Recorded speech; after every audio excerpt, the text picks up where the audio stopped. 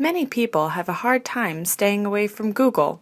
It's how you find menus for restaurants and movie times, explore news, and other information.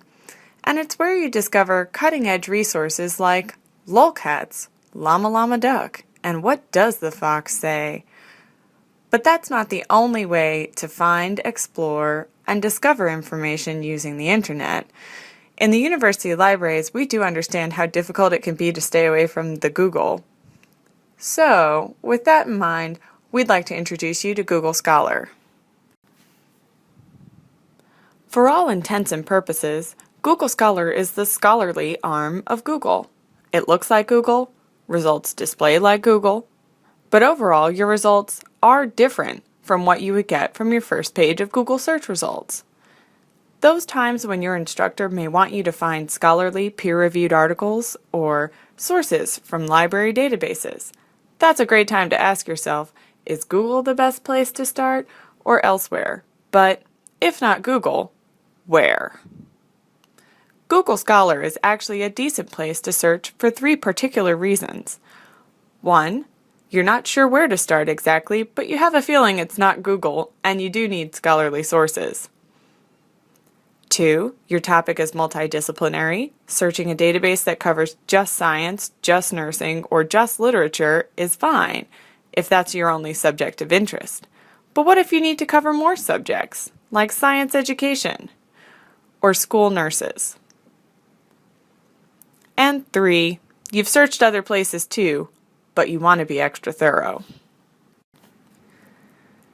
Let's do a search and talk about our results. I'm going to search education and technology and motivation. Let's talk about the information we see in these results.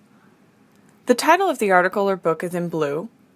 Additional source information is in green. Sometimes I look at author names, journal titles, and databases. If you see one of those appear more than once on your results page, you may want to look for more sources by that author within that publication or using that database. Under all this is the snippet of your result. This often shows a bit of the context in which your search terms appear. Reading this can help you gauge how well the item may suit your research topic or help you determine whether you need to edit your search terms to generate more relevant results. The Cited By number link will display articles and books that have cited that item. Related articles will use Google's information to find articles on similar topics. The Web of Science link can also link you to articles that have cited this work. The number here may not be the same as the number for Cited By. If you'd like to know more about using Web of Science for your research, contact the university libraries. We'd be glad to show you around and further enhance your research skills. Note the cite link to see the citation, which uses the details that Google has indexed. And let's not forget the left side menu here, particularly the dates you're searching.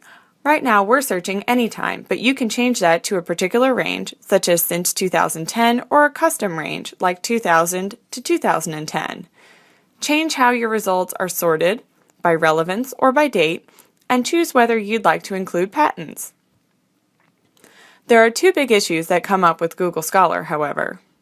1, the database that may be listed may indeed hold that title, but we may not subscribe to that title through that database.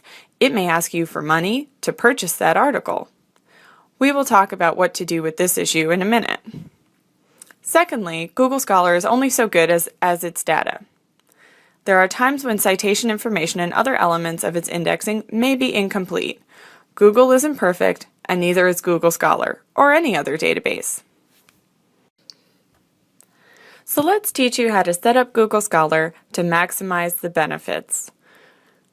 Don't despair of the issues that come up with Google Scholar. There are a few workarounds to these issues to better secure your ability to obtain quick, easy, full-text access to items you find through Google Scholar.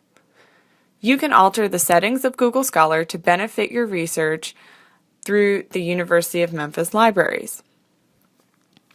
From the Google Scholar homepage, click the setting icon at the top, or from your search results page, you can click the down arrow towards the top right.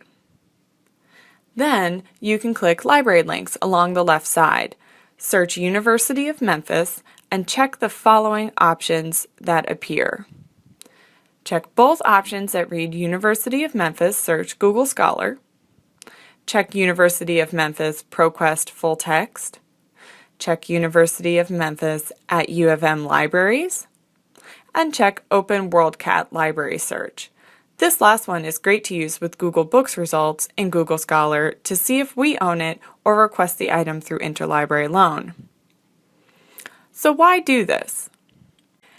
Adding the U of M library links allows you to more easily access resources that the university libraries has and to efficiently request interlibrary loan for items we don't. I'll show you an example of that shortly. Also, if you use RefWorks or another citation management tool, you can go to the search results link at the top left side of the page. Scroll down to the Bibliography Manager section and take advantage of the Show Links to Import Citations Into drop-down menu. RefWorks is among the options there. So let's go back to our search results and see what happens. Here you can see our results for education and technology and motivation. You can now click the at U of M Libraries link to get to resources. It'll route you to where we have access to that item. If we aren't sure if we have access to that item, you'll see a page that looks like this. If we didn't have these at U of M Libraries links built in, and you were taken to a page asking you to pay for the article, what would you do?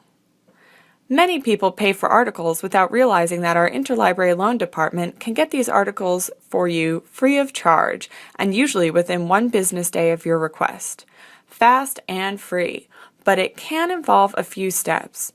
Using Google Scholar to see if we have access to an item can streamline your process, and in cases when we don't have access, you can click the ILLiad link on this page, which will have you log in to your library account and will automatically populate the form for you with the citation information.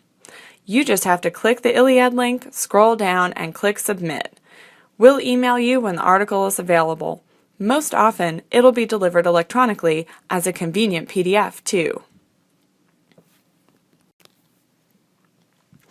So while Google Scholar isn't perfect, hopefully now you know more about it, how it works, and how you can use it to your advantage. Remember, Google products don't have your GPA in mind. They make money through advertising and traffic. It's up to you to research smartly, using the wealth of resources at your fingertips. Google Scholar, library databases like Education Full Text, ERIC, PsycInfo, OmniFile, ScienceDirect, and many more. And don't hesitate to get in touch with a librarian through email, chat, a one-on-one appointment, or just visiting or calling the library. We look forward to hearing from you and helping you however we can.